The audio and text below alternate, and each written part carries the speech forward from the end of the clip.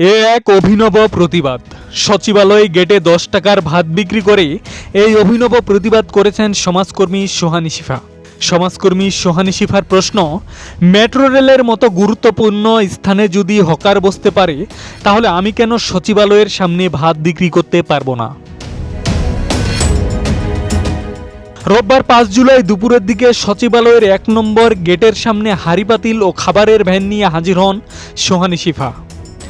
সচিবালয়ের প্রধান ফটকের সামনে মাত্র 10 টাকায় ডাল ভাত বিক্রি করে তিনি অবস্থান নেন সেখানে। রাজধানী জুড়ে ফুটপাত দখল ও হকারদের দৌরাত্ম্যের বিরুদ্ধেই এই ব্যতিক্রমী প্রতিবাদ করেছেন সমাজকর্মী সোহানী শিফা। ব্যস্ততম এ প্রশাসনিক এলাকায় তিনি সাধারণ পথচারী ও শ্রমজীবী মানুষের কাছে মাত্র 10 টাকায় ভাত ডাল বিক্রি শুরু করেন। অতি গুরুত্বপূর্ণ এ ভিআইপি এলাকায় এমন দৃশ্য দেখে মুহূর্তেই উৎসুক জনতার ভিড় জমে যায়।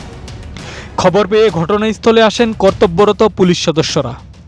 পুলিশ সেখানে অস্বাস্থ্যকর পরিবেশ ও ফুটপাত দখলের কারণ দেখিয়ে তাকে ও তার ভাতের ভ্যানটি শাহবাগ থানায় নিয়ে যায়। সেখানে উপস্থিত সাংবাদিকদের কাছে নিজের এ অভিনব প্রতিবাদের পেছনের যুক্তি তুলে ধরে ক্ষোভ প্রকাশ করে সোহানী শিফা জানান, মেট্রো রেল সাধারণ জনগণের টাকায় তৈরি হলেও বর্তমানে অধিকাংশ মেট্রো স্টেশনের নিচে হকার বসার কারণে সাধারণ মানুষের হাঁটার মতো কোনো জায়গা অবশিষ্ট নেই।